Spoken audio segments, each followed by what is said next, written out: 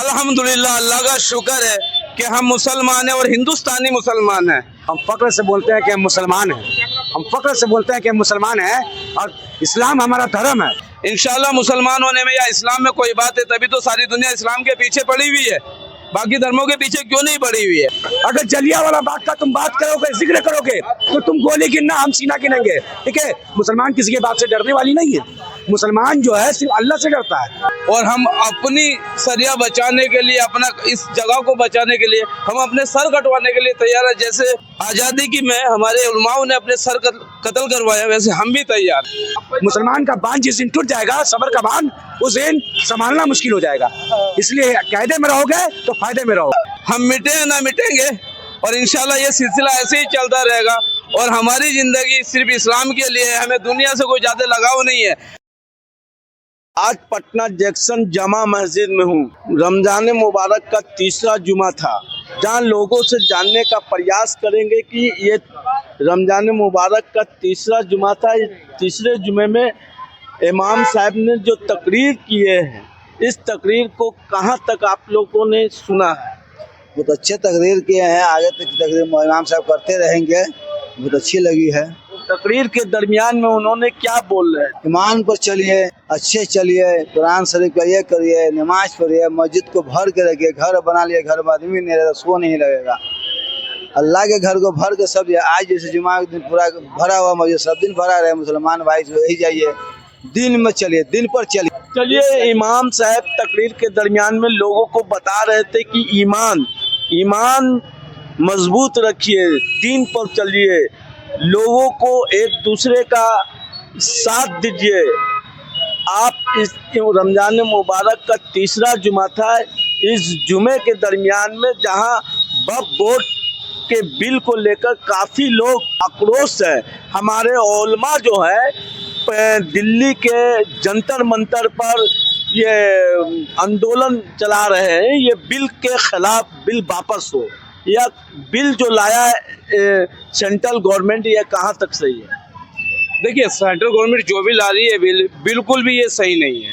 जब हमारे बड़े बुजुर्गों ने ज़मीन हमारे इस्तेमाल के लिए, हमारी मस्जिदों के लिए, कब्रिस्तान के लिए वक्फ कर दी। वक्फ का मतलब क्या है कि कोई भी चीज़ हमने अल्लाह की राह के लिए वक्फ कर दी, यानी कि उसमें फिर दुनियावी लोगों का, अदर लोगों का उसमें दखल अंदाजी नहीं रहता है, और वो गरीबों के लिए, दूसरी चीज़ों के लिए फ़ायदेमंद चीज़ें होती है।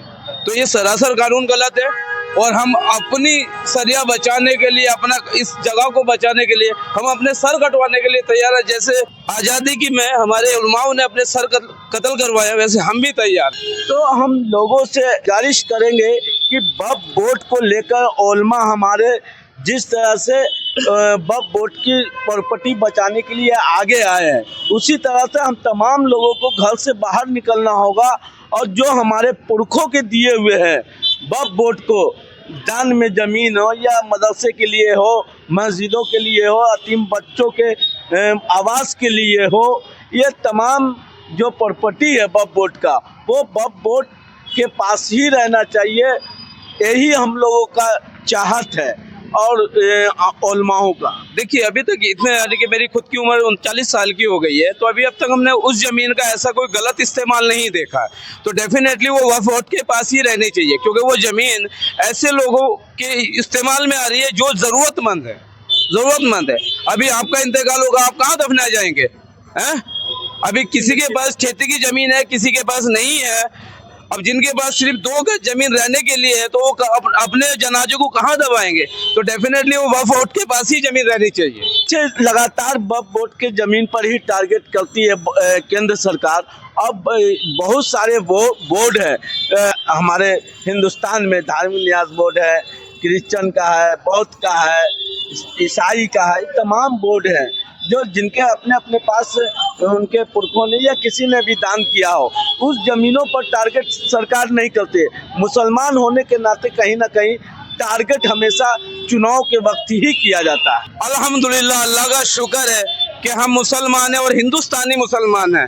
और ये तो आपको भी पता होगा, और ये मैं सारी दुनिया को, यानी कि जितने भी लोग इस न्यूज़ को देखेंगे, मैं उन सबको बता देता हूँ, जिसमें कोई बात होती है, बात उसी के पीछे सारी बात होती है ना। इंशाल्लाह मुसलमान होने में या इस्लाम में कोई बात है, तभी तो सारी दुनिया इस्लाम के पीछे पड़ी हुई है, बाकी धर्मों के पीछे क्यों नहीं पड़ी हुई है? ये तो शुरू से चलता आ रहा है, ये सदियों से चलता आ रहा है। हम मिटे ना मिटेंगे और इंशाल्लाह ये सिलसिला ऐसे ही चलता रहेगा। और हमारी ज़िंदगी सिर्फ इस्लाम के लिए है, हमें दुनिया से कोई ज़्यादा लगाव नहीं है।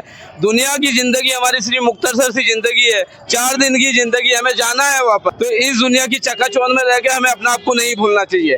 तो मेरा आखिरी सवाल ये है कि जो भी हमारे नौजवान भाई हैं, बहनें हैं, वो अगर इनकी कमर तोड़ना चाहते हैं तो सबसे पहले वो एक आँख का जद्दाल का नाम सुने आप लोगों ने?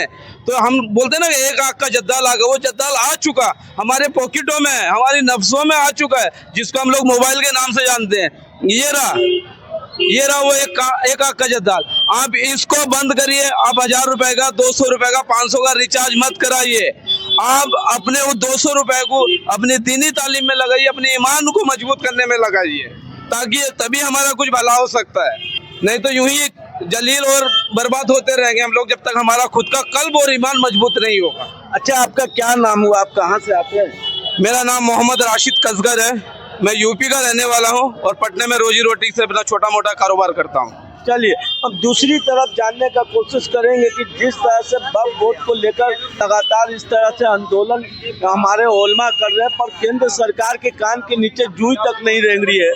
वहीं अपने आप को सेकुलर पार्टियां कहने वाली राष्ट्रीय जनता दल हो, जेडीयू हो, हिंदुस्तानी अवाम मोर्चा हो, उपेंद्र कुशवाहा की पार्टी हो, लोक जनशक्ति पार्टी हो, ये तमाम क्षेत्रीय पार्टी वक्फ बोर्ड पर मोह ने गुम्मी साध ली है, बोलने को तैयार नहीं है। हम फक्र से बोलते हैं कि हम मुसलमान हैं, हम फक्र से बोलते हैं कि हम मुसलमान हैं और इस्लाम हमारा धर्म है, इस्लाम हमारा धर्म है।